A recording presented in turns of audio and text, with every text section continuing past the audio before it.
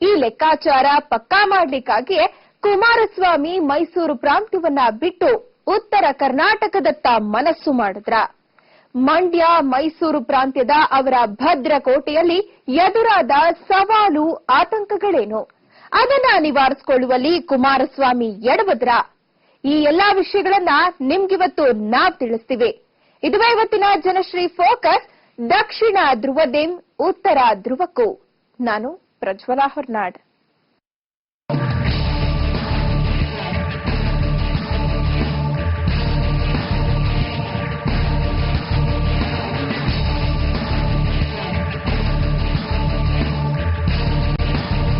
JDS ಪರಮೋಚ್ಚ ನಾಯಕ ಮಾಜಿ ಪ್ರಧಾನಿ ದೇವೇಗೌಡರಿಗೆ ರಾಜಕೀಯವೇ ಜೀವನ. ಪಕ್ಷ ಅಧಿಕಾರಕ್ಕೆ ಬರಲಿ ಬಾರದೇ ಇರಲಿ, ಜೆಡಿಎಸ್ ಎಲ್ಲಾದರೂ ಒಂದು ರೀತಿಯಲ್ಲಿ ಅಧಿಕಾರಕ್ಕೆ ಸನಿಹದಲ್ಲೇ ಇರುತ್ತೆ, ಅಥವಾ ಅಧಿಕಾರದ ಕಾರಿಡಾರ್ನಲ್ಲಿ ಅದರ ಮಾತು ನಡೆಯುತ್ತೆ. ಇನ್ನೇನು 18 ತಿಂಗಳುಗಳಲ್ಲಿ ವಿಧಾನಸಭೆ ಚುನಾವಣೆ ಬರಲಿದೆ. ಈ ಚುನಾವಣೆ ಜೆಡಿಎಸ್ ಪಾಲಿಗೆ ನಿರ್ಣಾಯಕ. ಪಕ್ಷದ ಅಳಿವು ಉಳಿವಿನ ಪ್ರಶ್ನೆ ಕೂಡ. ಬಿಜೆಪಿ ಹಾಗೂ ಕಾಂಗ್ರೆಸ್ ಅನ್ನ ಸಮಾನ ದೂರದಲ್ಲಿ ಇಟ್ಟು ಆ ಪಕ್ಷಗಳ ಜೊತೆ ಹೋರಾಡಬೇಕು ಮತ್ತು ಅಧಿಕಾರಕ್ಕೆ ಬರಲಿ ಬಾರದೇ ಇರಲಿ ಅಧಿಕಾರದ ಕಾರಿಡಾರ್ನಲ್ಲಿ ಅದರ ಮಾತು ನಡೆಯಲೇಬೇಕು. ಇದು ದೇವೇಗೌಡರ ಹಾಗೂ ಕುಮಾರಸ್ವಾಮಿಯವರ ಸ್ಪಷ್ಟ ಯೋಚನೆ.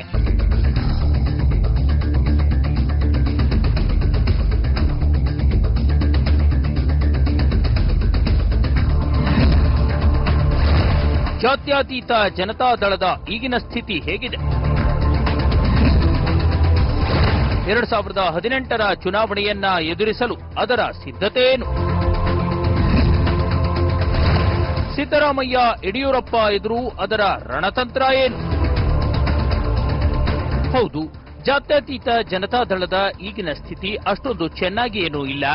ರಾಜ್ಯಸಭಾ ಚುನಾವಣೆ ಸಂದರ್ಭದಲ್ಲಿ ಜೆಡಿಎಸ್ನ 8 ಶಾಸಕರು ಕಾಂಗ್ರೆಸ್ ಅಭ್ಯರ್ಥಿಗೆ ಮತ ಹಾಕಿದ್ರು.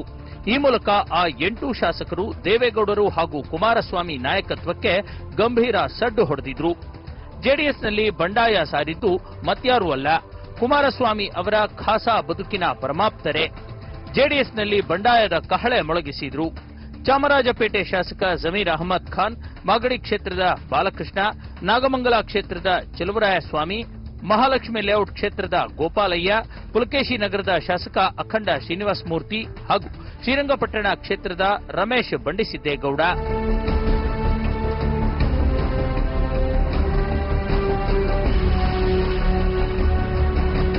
ಜೆಡಿಎಸ್ನ ಪವರ್ಫುಲ್ ಕ್ಷೇತ್ರಗಳಾದ ಮಂಡ್ಯ ಹಾಗೂ ರಾಮನಗರ ಜಿಲ್ಲೆಗಳಲ್ಲೇ ಜೆಡಿಎಸ್ಗೆ ಬಂಡಾಯದ ಬಿಸಿ ತಟ್ಟಿತ್ತು. ಆಂತರಿಕ ಕಲಹಗಳಿಂದ ಪಕ್ಷ ತತ್ತರಿಸಿ ಹೋಗಿತ್ತು. ಈ ಕಲಹಕ್ಕೆ ಅಂತ್ಯ ಹಾಡಲು ಕುಮಾರಸ್ವಾಮಿ ಕೂಡ ಪರಿಣಾಮಕಾರಿ ಪ್ರಯತ್ನ ಮಾಡಲೇ ಇಲ್ಲ. ಅಲ್ಲೋ ಇಲ್ಲೋ ಮಾತಾಡಿದ್ದು ಬಿಟ್ಟರೆ ಕುಮಾರಸ್ವಾಮಿ ಟ್ರಬಲ್ ಶೂಟ್ ಮಾಡಲು ಹೋಗಲೇ ಇಲ್ಲ. ಆದರೆ ದೇವೇಗೌಡರು ಮಾತ್ರ ಸುಮ್ಮನಿರಲಿಲ್ಲ. ಮತ್ತೆ ಪಕ್ಷ ಕಟ್ತೇನೆ ಅಂತ ರಣಕಹಳೆ ಊದಿ ಬಂಡಾಯಕ್ಕೆ ಜಗ್ಗಲ್ಲ ಅನ್ನೋ ಮುನ್ಸೂಚನೆ ಕೊಟ್ಟಿದ್ದರು. ವಿಧಾನ ಪರಿಷತ್ತು ಮತ್ತು ರಾಜ್ಯಸಭೆ ಚುನಾವಣೆ ಸಂದರ್ಭದಲ್ಲಿ ಜೆಡಿಎಸ್ ಅಕ್ಷರಶಃ ಒಡೆದ ಮಣೆಯಂತಾಗಿತ್ತು. ಅದರ ಪರಿಣಾಮವಾಗಿ 8 ಜನ ಶಾಸಕರನ್ನ ಅಮಾನತ್ ಮಾಡತಕ್ಕಂಥ ಒಂದು ಪರಿಸ್ಥಿತಿ ಜೆಡಿಎಸ್ಗೆ ನಿರ್ಮಾಣವಾಗಿತ್ತು. ಆದ್ರೆ ಯಾವಾಗ ಒಂದು ಕಾವೇರಿ ವಿಚಾರದಲ್ಲಿ ಮಾಜಿ ಪ್ರಧಾನಿ ದೇವೇಗೌಡರು ನಿರ್ವಹಿಸಿದ ಪಾತ್ರ ಮತ್ತೆ ಜೆಡಿಎಸ್ಗೆ ರಾಜ್ಯದಲ್ಲಿ ಒಂದು ವರ್ಚಸ್ಸನ್ನ ತಂದುಕೊಡ್ತು. ಆದ್ರೆ ಈ ವರ್ಚಸ್ಸನ್ನ ಬಳಸಿಕೊಂಡಿದ್ದೇ ಆಗಿದ್ದಲ್ಲಿ ಒಂದು ಜೆಡಿಎಸ್ ಕಾಂಗ್ರೆಸ್ ಮತ್ತು ಬಿಜೆಪಿಯನ್ನ ಸೈಡ್ ಹೊಡೆಯತಕ್ಕಂಥ ಒಂದು ಸಾಧ್ಯತೆ ಕೂಡ ಬಹಳ ದಟ್ಟವಾಗಿತ್ತು. ಆದ್ರೆ ಎಲ್ಲೋ ಒಂದು ಕಡೆ ಮಾಜಿ ಮುಖ್ಯಮಂತ್ರಿ ಹಾಗೂ ಜೆಡಿಎಸ್ ರಾಜ್ಯಾಧ್ಯಕ್ಷ ಎಚ್.ಡಿ. ಕುಮಾರಸ್ವಾಮಿ ಕಾವೇರಿ ವಿಚಾರದಲ್ಲಿ ದೇವೇಗೌಡರು ಏನು ಒಂದು ಪಕ್ಷಕ್ಕೆ ವರ್ಚಸ್ ತರ್ತಕ್ಕಂಥ ಒಂದು ಕೆಲಸವನ್ನು ಮಾಡಿದ್ರು, ಅದನ್ನ ನಿಭಾಯಿಸಿಕೊಂಡು ಹೋಗೋದ್ರಲ್ಲಿ ಕುಮಾರಸ್ವಾಮಿ ವಿಫಲರಾದ್ರು ಅಂತಕ್ಕಂಥ ಒಂದು ಮಾತುಗಳು ಕೂಡ ಕೇಳಿ ಬರ್ತಾ ಇದೆ. 8 ಜನ ಶಾಸಕರು ಬಂಡಾಯ ಬಾವುಟ ಹಾರಿಸುವಾಗಲೇ ಪಕ್ಷಕ್ಕೊಂದು ಆಶಾದಾಯಕ ಅವಕಾಶ ದಕ್ಕಿತ್ತು. ಪಕ್ಷವನ್ನ ಮತ್ತು ಕಟ್ಟಲು ಸುವರ್ಣಾವಕಾಶ ಸಿಕ್ಕಿತ್ತು. ರಾಜ್ಯದಲ್ಲಿ ಕಾವೇರಿ ಹಾಗೂ ಮಹದಾಯಿ ವಿವಾದ ಭುಗಿಲೆದ್ದಿತ್ತು. ಕಾವೇರಿ ವಿವಾದದಲ್ಲಂತೂ ಜೆಡಿಎಸ್ ಪರಮೋಚ್ಚ ನಾಯಕ ದೇವೇಗೌಡರು ತುಂಬಾ ಮುತ್ಸದ್ದಿ ರಾಜಕಾರಣಿ ಅನಿಸಿಕೊಂಡ್ರು. ಪ್ರಧಾನಿ ಮೋದಿ, ಮುಖ್ಯಮಂತ್ರಿ ಸಿದ್ದರಾಮಯ್ಯ ಅಲ್ಲದೆ ಎಲ್ಲಾ ಪಕ್ಷದವರನ್ನ ವಿಶ್ವಾಸಕ್ಕೆ ತೆಗೆದುಕೊಂಡು ಕಾವೇರಿ ವಿವಾದ ಬಗೆಹರಿಸುವಲ್ಲಿ ಬಹುದೊಡ್ಡ ಪಾತ್ರ ವಹಿಸಿದ್ದರು. ದೇವೇಗೌಡರ ಈ ನಡೆ ಎಲ್ಲರ ಮೆಚ್ಚುಗೆಗೂ ಪಾತ್ರವಾಗಿದ್ದಲ್ಲದೆ ರಾಜಕೀಯದಲ್ಲಿ ಜೆಡಿಎಸ್ಗೆ ಹೊಸ ವರ್ಚಸ್ಸು ನೀಡಿತ್ತು. ಬಿಜೆಪಿ ಕಾಂಗ್ರೆಸ್ಗಿಂತ ಜೆಡಿಎಸ್ ಬಗ್ಗೆ ಜನರಿಗೆ ಹೆಚ್ಚಿನ ಒಲವು ಮೂಡಿತ್ತು.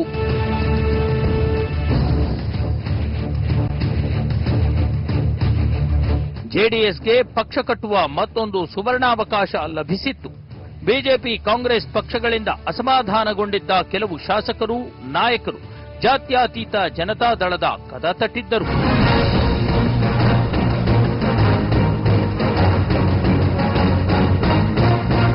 ಮಾಜಿ ಸಚಿವರಾದ ಶ್ರೀನಿವಾಸ್ ಪ್ರಸಾದ್, ಸತೀಶ್ ಜಾರಕಿಹೊಳಿ, ಖಮರುಲ್ ಇಸ್ಲಾಂ, ಸಿಪಿ ಯೋಗೇಶ್ವರ್, ಉಮೇಶ್ ಕತ್ತಿ, ಶಾಸಕರಾದ ಪಿ ರಾಜೀವ್ ಸೇರಿದಂತೆ ಉತ್ತರ ಕರ್ನಾಟಕದ ಬಹಳಷ್ಟು ಮಾಜಿ ಶಾಸಕರು ಹಾಗೂ ಹಾಲಿ ಶಾಸಕರ ದಂಡೆ ಜೆಡಿಎಸ್ಗೆ ವಲಸೆ ಬರಲು ಸಿದ್ಧತೆ ನಡೆಸಿತ್ತು. ಆದರೆ ಕುಮಾರಸ್ವಾಮಿಯ ನಿಧಾನಗತಿ ಧೋರಣೆಗಳು, ಪಕ್ಷ ಸಂಘಟನೆ ಬಗ್ಗೆ ನಿರಾಸಕ್ತಿ ಕಾರಣದಿಂದ ಅವರೆಲ್ಲ ಹಿಂದೇಟು ಹಾಕಿದ್ರು. ಅಲ್ಲಿಗೆ ಅನಾಯಾಸವಾಗಿ ಸಿಕ್ಕಿದ್ದ ಮತ್ತೊಂದು ಅವಕಾಶವನ್ನ ಕೈಚೆಲ್ಲಿ ಬಿಟ್ಟಿತ್ತು ಜಾತ್ಯತೀತ ಜನತಾದಳ.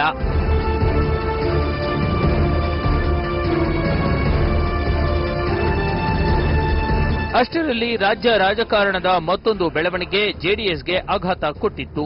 ಗಣಿ ಲಂಚ ಪ್ರಕರಣದಲ್ಲಿ ನ್ಯಾಯಾಲಯದಲ್ಲಿ ಯಡಿಯೂರಪ್ಪ ಪರ ತೀರ್ಪು ಬಂದಿತ್ತು. ಯಾವಾಗ ಗಣಿ ಲಂಚ ಪ್ರಕರಣದಲ್ಲಿ ನ್ಯಾಯಾಲಯ ಖುಲಾಸೆ ಮಾಡಿತೋ ಯಡಿಯೂರಪ್ಪನವರಲ್ಲಿನ ಉತ್ಸಾಹ ಇನ್ನಷ್ಟು ಹೆಚ್ಚಾಯಿತು. ಬಿಜೆಪಿ ಇನ್ನಷ್ಟು ಪ್ರಬಲವಾಗುವ ಎಲ್ಲಾ ಲಕ್ಷಣಗಳು ಕಾಣಿಸತೊಡಗಿತು.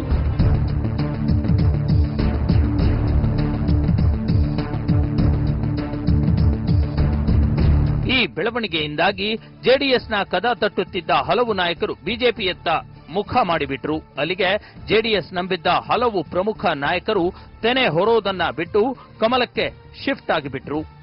ಇದು ಜೆಡಿಎಸ್ಗೆ ಒಂದಿಷ್ಟು ಹೊಡೆತ ಕೊಟ್ಟಿತು. ಪಕ್ಷ ಮತ್ತಷ್ಟು ಬಲಿಷ್ಠವಾಗುತ್ತಿದೆ ಅನ್ನೋ ನಂಬಿಕೆಯಿಂದ ಬೀಗುತ್ತಿದ್ದ ದೇವೇಗೌಡ, ಕುಮಾರಸ್ವಾಮಿ ಈ ಬೆಳವಣಿಗೆಯಿಂದಾಗಿ ಒಂದಷ್ಟು ಹಿನ್ನಡೆ ಅನುಭವಿಸಿದ್ರು.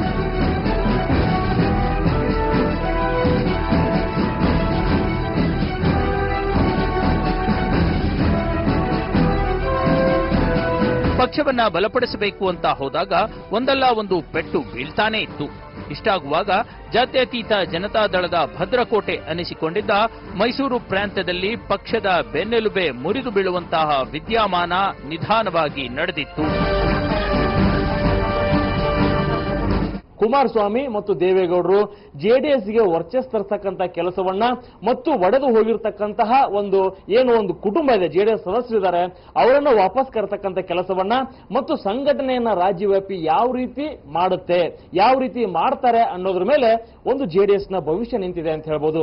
ಅದಕ್ಕೆ ಕುಮಾರಸ್ವಾಮಿ ಅವರು ಯಾವ ರೀತಿ ಒಂದು ಕರ್ತವ್ಯವನ್ನು ನಿಭಾಯಿಸ್ತಾರೆ, ಅದಕ್ಕೆ ದೇವೇಗೌಡರು ಯಾವ ರೀತಿ ಸಪೋರ್ಟ್ ಅನ್ನ ಮಾಡ್ತಾರೆ, ಅದರ ಮೇಲೆ ಪಕ್ಷದ ಒಂದು ಸಂಘಟನೆ, ಪಕ್ಷದ ಒಂದು ವರ್ಚಸ್ ಬೆಳೆಯಲು ಸಾಧ್ಯವಾಗುತ್ತೆ ಅಂತ ಹೇಳ್ಬೋದು. ಹಾಸನ ಬಿಟ್ಟರೆ ಜೆಡಿಎಸ್ನ ಭದ್ರಕೋಟೆ ಮಂಡ್ಯ, ಮೈಸೂರು ಹಾಗೂ ರಾಮನಗರ. ಈ ಕ್ಷೇತ್ರಕ್ಕೆ ಗೌಡರ ಫ್ಯಾಮಿಲಿಯ ಪರಮ ವೈರಿಯೊಬ್ಬರು ಲಗ್ಗೆ ಹಾಕ್ಬಿಟ್ಟಿದ್ರು.